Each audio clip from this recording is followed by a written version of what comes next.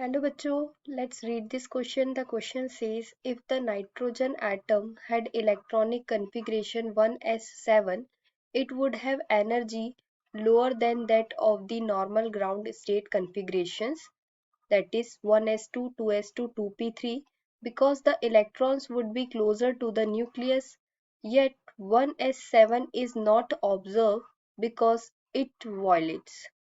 इस क्वेश्चन में बोला गया है कि यदि नाइट्रोजन एटम का इलेक्ट्रॉनिक कॉन्फ़िगरेशन 1s7 होता है तो it would have energy lower than that of normal ground state configurations, तो उसकी एनर्जी लोअर होती है as compare to the normal ground state configuration से, जो कि क्या है 1s2 2s2 2p3 है।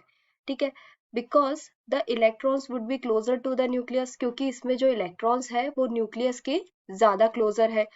Yet 1s7 is not observe, जबकि जो 1s7 है वो ऑब्जर्व नहीं होता है क्योंकि ये वॉयलेट्स है। ठीक है, तो यहाँ पे हमारा की कंसेप्ट क्या हो जाएगा, here write the key concept of this question is, here the key concept of this question is, key concept is electronic configuration of nitrogen atom. Key concept, electronic configuration of, electronic configuration of, configuration of nitrogen atom, nitrogen atom. तो यहाँ question में हमको क्या बताए गए, question में हमें यहाँ जो ऑप्शंस दिए हुए हैं वो कुछ रूल्स बता रहे हैं। ठीक है, for filling the orbitals of the atom. तो यहाँ पे सबसे फर्स्ट जो है हमारा वो क्या है, हेजनबर्ग अनसर्टेनिटी प्रिंसिपल। तो हम यहाँ पे अगर हेजनबर्ग की बात करें तो according to Heisenberg uncertainty principle, exact position and momentum of fast moving particle cannot be calculated precisely at the same moment of time. तो जो फास्ट मूविंग पार्टिकल है उसकी एग्जैक्ट पोजीशन और उसका मोमेंटम इजीली प्रिसाइजली कैलकुलेट नहीं किया जा सकता है। ठीक है, एट द सेम टाइम। ठीक, तो यहाँ पे हेजनबर्ग अनसर्टेनिटी प्रिंसिपल ने क्या बोला था, according to Heisenberg Heisenberg Heisenberg uncertainty principle, uncertainty uncertainty principle principle exact position exact position exact position and momentum of and momentum of fast moving moving particle particle cannot be calculated cannot be calculated cannot be calculated at the same moment of time at the same moment of time same moment of moment of time. ठीक है, तो ये वाला जो rule है ये तो apply होगा नहीं यहाँ पे। ठीक है, क्योंकि इसने तो किसकी बात करी है, फास्ट मूविंग पार्टिकल्स की बात करी है। सेकंड जो है हमारा वो क्या है, Hund's rule Hund's rule. So according to Hund's rule, no electron pairing takes place in the orbitals. Hund's rule के अकॉर्डिंग जो इलेक्ट्रॉन की ऑर्बिटल्स में पेयरिंग नहीं होती है in a subshell until each orbital is occupied by one electron with parallel spin. That means अगर parallel spin ना हो तो अगर पैरेलल स्पिन होगी तो ये पेयरिंग ऑर्बिटल में नहीं होगी इलेक्ट्रॉन की। ठीक है, तो यहाँ पे हम लिख लेंगे according to Hund's rule, no electron pairing takes place, no electron pairing takes place in orbital in orbital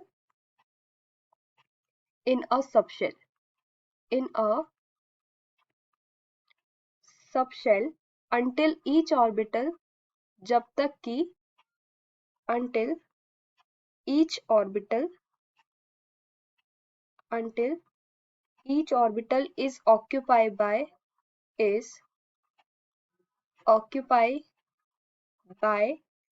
one electron with parallel spin.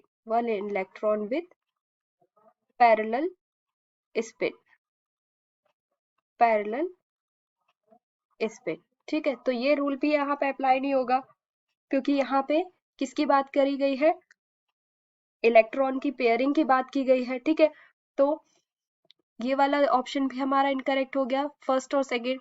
Third है हमारा पॉलीज एक्सक्लूजन प्रिंसिपल। तो यहाँ पे पॉलीज ने क्या बोला था, पॉलीज ने बोला था according to Pauli's exclusion principle maximum number of electron in any orbital is equal to 2। ठीक है, मैक्सिमम इलेक्ट्रॉन किसी भी ऑर्बिटल में किसके इक्वल होंगे, 2 के इक्वल होंगे। Here according to Pauli's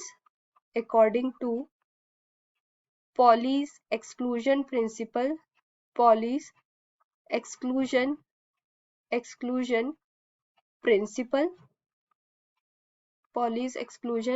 principle, maximum number of electron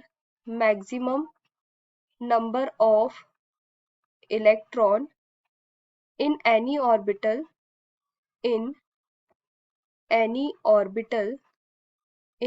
any orbital is equal to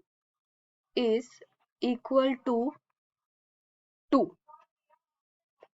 सो यहाँ पे क्वेश्चन में हमसे क्या बोला गया था कि if the nitrogen atom had electronic configuration 1s7, तो 1s7 जो है वो पॉसिबल ही नहीं हो सकता है। किसके अकॉर्डिंग, अगर हम पॉलीज एक्सक्लूजन प्रिंसिपल देखें तो यहाँ पे 1s7 कॉन्फ़िगरेशन जो है वो पॉसिबल ही नहीं है, कैन नॉट बी पॉसिबल। ठीक है, किसके according, according to Pauli's exclusion principle. ठीक है, द नेक्स्ट क्या होगा अब हमारा, ऑफ बो प्रिंसिपल। फोर्थ ऑप्शन क्या है यहाँ पे हमारा, Bohr's postulate of stationary orbit. ठीक है, तो बोर्स की अगर हम बात करें तो बोर पॉस्टुलेट क्या बोलता है, bore postulate of stationary orbit. So here write the according to Bohr's postulates of stationary orbit, stationary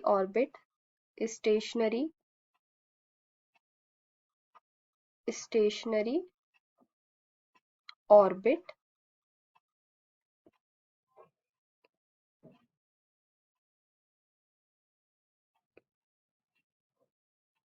यहाँ पे हमारा जो ऑप्शन है क्या बता रहा था हमें, Bohr's postulate of stationary orbit. ठीक है, तो अगर हम बोर पॉस्टुलेट्स की बात करें तो Bohr's postulate of stationary orbit, the angular momentum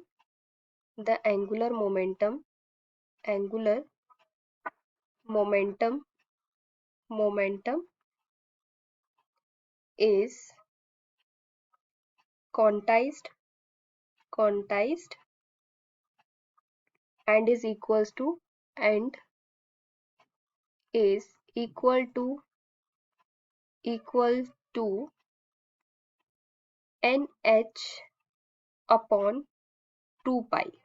ठीक है, तो यहाँ पे अगर बोर पॉस्टुलेट्स की बात करें तो Bohr's postulates of stationary orbit क्या होता है, जिसका एंगुलर मोमेंटम जो है वो क्वांटाइज हो और NH/2 पाई के इक्वल हो। ठीक है, तो यहाँ पे हमारे जो क्वेश्चन में बात की गई थी वो किसके बारे में बोला गया था कि जो नाइट्रोजन एटम है उसका इलेक्ट्रॉनिक कॉन्फ़िगरेशन 1s7 होता है। ठीक है, तो it would have lower energy, जिसकी लोअर एनर्जी होती है then that of normal configuration. Normal configuration क्या होता है, 1s2 2s2 2p3। ठीक है, तो इसकी जो एनर्जी है 1s7 की वो कम होती है, किसके कंपैरिजन में, नॉर्मल कॉन्फ़िगरेशन के कंपैरिजन में, क्योंकि जो इलेक्ट्रॉन है वो न्यूक्लियस के क्लोजर होता है। ठीक है, तो 1s7 जो है वो ऑब्जर्व नहीं होता है, 1s7 इज नॉट ऑब्जर्व। क्यों, क्योंकि वो क्या है, वॉयलेट्स है। तो इस बात को किसने प्रूव किया था, पॉलीज एक्सक्लूजन प्रिंसिपल ने प्रूफ किया था। ठीक है, तो अकॉर्डिंग टू पॉलिस क्या बोला गया है, maximum number of electron in any orbital is equals to कितना होगा, 2 होगा। तो 1s7 जो है वो पॉसिबल ही नहीं है। ठीक है, तो ये बात हमें किसने बताई थी, पॉलिस एक्सक्लूजन प्रिंसिपल ने। तो ये हमारा करेक्ट ऑप्शन क्या हो गया, option number C is correct. So here write the answer, option number C is correct. Hope you understood it well. Best of luck.